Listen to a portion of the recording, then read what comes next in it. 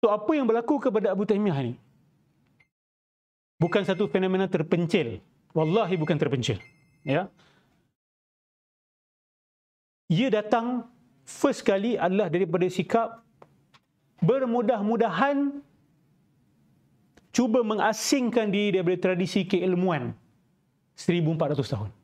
It always starts with that. Bila you rasa jalan you ni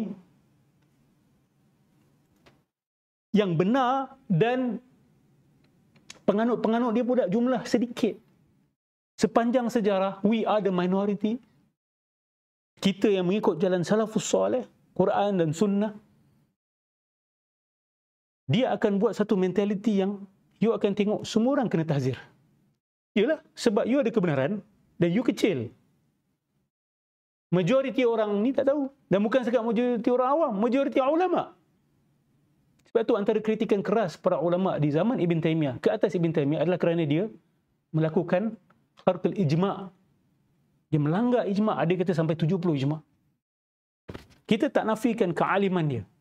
Tetapi the problem with Ibn Taymiyah, dia ada sifat renegade. So renegade. 100 orang cakap A, dia suka cakap B. Dan lepas tu dia akan push his position. So itu bawa apa? Instability. Sebab tu dia dipenjarakan berapa kali? Ada sejarawan yang kata 7 kali dia dipenjarakan. Sebab apa? Sebab bawa instability pada masyarakat. Walaupun Ibn Taymiyah tidak bawa kepada pengganasan, tetapi dia menanam apa? Menanam go against status quo, go against the authoritative scholars, go against the majority. Ini is at the core of the problem. All cults are like that. Semua gerakan-gerakan kita kata ekstrim selalu bermula macam tu. Tanam ragu kepada majoriti. Nak tanam ragu kepada majoriti dunia tak ada masalah. Tapi you tanam ragu kepada tradisi keilmuan majoriti ulama sepanjang sejarah, something is wrong there. Kita tak dapat nak nafikan. Majoriti punya nama ulama kalau kita senaraikan, dia orang tergolong dalam aliran apa? Kalau kita senaraikan ulama daripada zaman Nabi SAW, insya-Allah sampai ke hari ini, without a doubt, majoriti dalam semua bidang keilmuan, bidang hadis sekalipun, bidang akidah, bidang fiqh, bidang akhlak, tasawuf, dia akan jumpa ulama Asy'ariyah Maturidiyah. Masalahnya bila datang orang-orang yang mengatakan bahawa Asy'ariyah Maturidiyah ni ahli bid'ah, mereka bukan ahli sunnah wal jamaah, dan you percaya benda tu, psikologi you akan jadi macam mana? First you akan kata, diorang teruk majoriti ni, diorang bersekongkol ni untuk merosakkan agama Nabi SAW. Bersekongkol untuk melakukan bid'ah. Mereka ni orang-orang alim, tapi kenapa mereka tak ikut sunnah? Nampak? Dia akan mula retorik macam tu. So bila awam dengar akan oh betul lah. So akan timbul apa? Hormat ke permusuhan, dendam, akan pandang ulama dengan pandangan yang tak boleh percaya ni kan. Tengok macam cara Muhammad Khawli bercakap.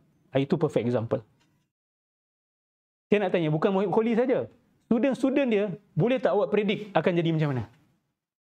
Boleh tak awak predict murid-murid dia akan pandang jabatan agama macam mana?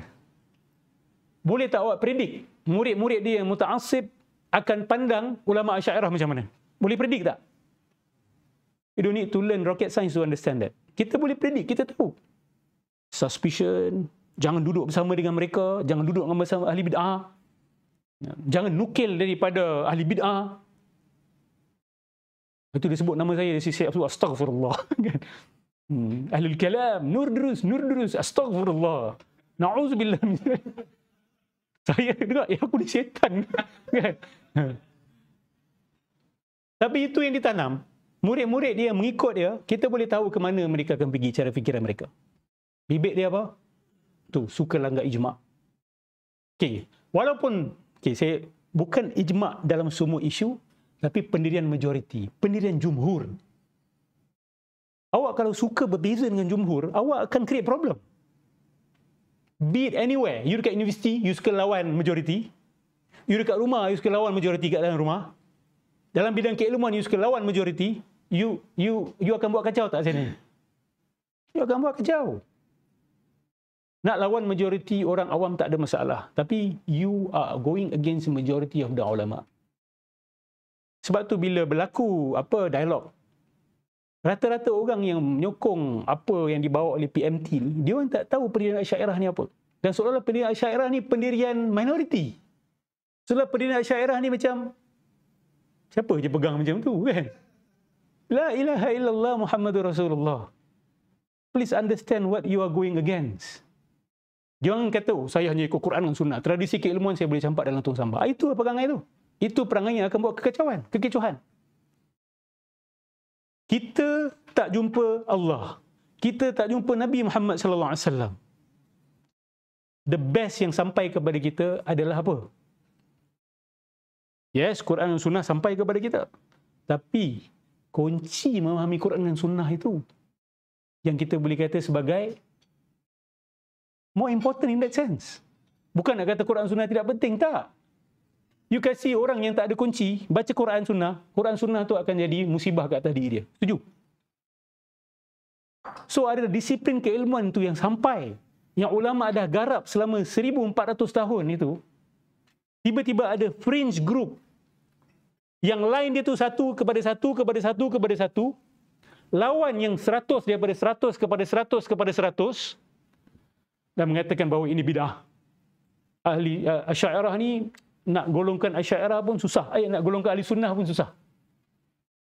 Ada yang memayyak sikit, dia nak main politik sikit, dia kata ahli sunnah, tapi kalau you probe them further, dia akan kata, oh secara general sahaja ahli sunnah, secara umum sahaja ahli sunnah. Tapi ahli sunnah yang sebenar-benar ahli sunnah adalah dia akan kata aliran itu. So, mentality macam tu akan membuat satu unrest. Unrest begins here and here first. Lepas tu nanti dia akan tengok macam akhirnya Abu Taimiyah kena tumbuk. Nampak? Dia akan bermula dekat kepala dulu. Abu Taimiyah ni pengkhianat. Lepas tu dia tak boleh tahan marah dia, dia melakukan perbuatan fizikal. Nasib baik dia tak buat lebih daripada itu.